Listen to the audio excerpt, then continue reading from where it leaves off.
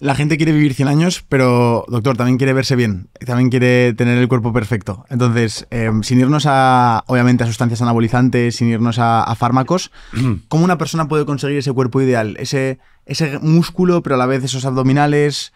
Y, obviamente, cumpliendo todo lo posible estos baremos, esta especie de superficie que hemos creado aquí de longevidad. Bien, lo bueno es que ahí sí tenemos información y ya sabemos los parámetros que necesitamos desde ese punto de vista. Y entendemos que hay 3 o 4 elementos que son centrales desde un punto de vista de características que hay que desarrollar fisiológicas que combinan cuerpo, estética, si querés, y longevidad. Vale. Número 1, entendemos que normalmente la gente tiene un problema de peso básico, absoluto. Bajar de peso, subir de peso para estar en el peso que queremos. Piensen en eso como un concepto, como el nivel 1 de complejidad. Yo quiero estar en un número determinado, que es un pensamiento absolutamente erróneo, porque no tiene nada que ver con la idea estética que ellos tienen en la cabeza y no tiene nada que ver con la longevidad o la salud a largo plazo. Total. Entonces, ese es el primer elemento. Si yo quiero bajar de peso, necesito consumir menos calorías de las que estoy gastando. La secuencia obvia que yo tengo que llegar. Sabemos que hay algunas herramientas más que agrego de longevidad y de alimentación para la gente que esté interesada en estas cosas, donde si aumentamos la cantidad de proteínas, por una cosa que se llama efecto térmico de los alimentos, estamos malgastando energía. Entonces, de esas 2000 kilocalorías que comiste, si comes más cantidad de proteínas, tenés menos reales. Terminás teniendo 1800 en vez de 2000. Entonces es más fácil para esa gente hacer déficit cuando consume más proteínas por ese efecto térmico de los alimentos. El efecto térmico es una ineficiencia energética, básicamente. Es que tu cuerpo gasta energía. Como la luz LED es más eficiente energéticamente que el foco incandescente, porque el foco incandescente pierde energía en forma de calor, bueno, el consumo de proteínas pierde más energía en forma de calor. Eso hace cosas positivas y cosas negativas. Obviamente el exceso de proteínas también te lleva después a desbalancear la flora bacteriana, entonces todo requiere su equilibrio desde ese punto de vista, pero en términos de peso, aumentar la cantidad de proteínas te ayuda a perder grasa más rápido y la grasa es lo más eficiente desde un punto de vista energético, entonces pierden menos, tienen menos de este efecto térmico, terminas teniendo un mayor impacto en el peso por el consumo de grasa. En general, fuera de ese efecto térmico, los macros no importan demasiado. Importa más el gasto de energía total que vos tengas y el consumo que vos tengas. Después hay otra herramienta más que vale en esa fórmula de si yo quiero subir o bajar de peso, que tiene que ver con la flora de tu microbiota, que es un elemento que ahora volvemos a la parte de ejercicio, no se preocupen. No, pero es un elemento que influye un montón en esa fórmula de calorías entran, calorías salen. La fórmula importa.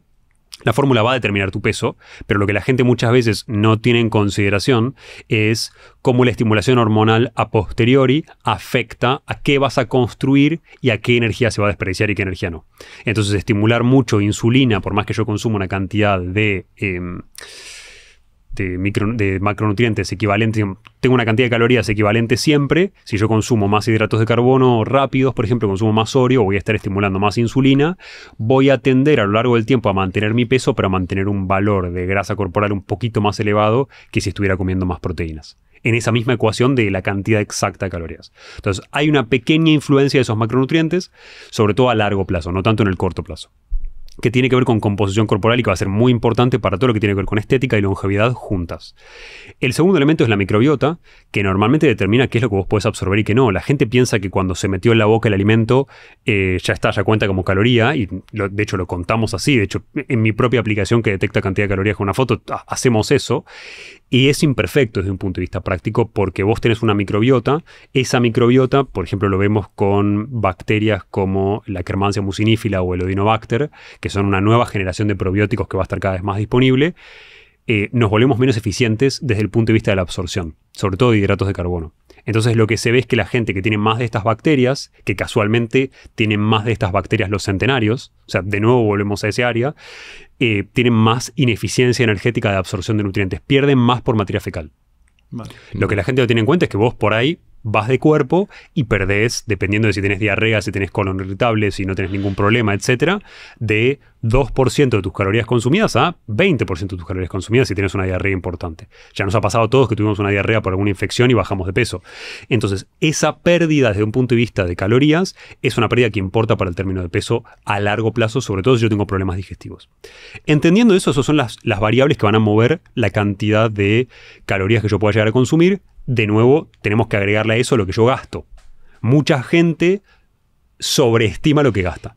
normalmente. Entonces nos encontramos con que muchas veces tienen que seleccionar, no sé, hago tanta cantidad de ejercicio y sobreestima el gasto de ejercicio en ese momento, y además hay un proceso que se llama compensación energética que determina que nosotros no gastamos de verdad. Si vos corriste una hora y te dice el smart, yo no uso smartwatch, pero si usas un smartwatch y te gastaste 700 calorías, vos no gastaste 700 calorías de verdad.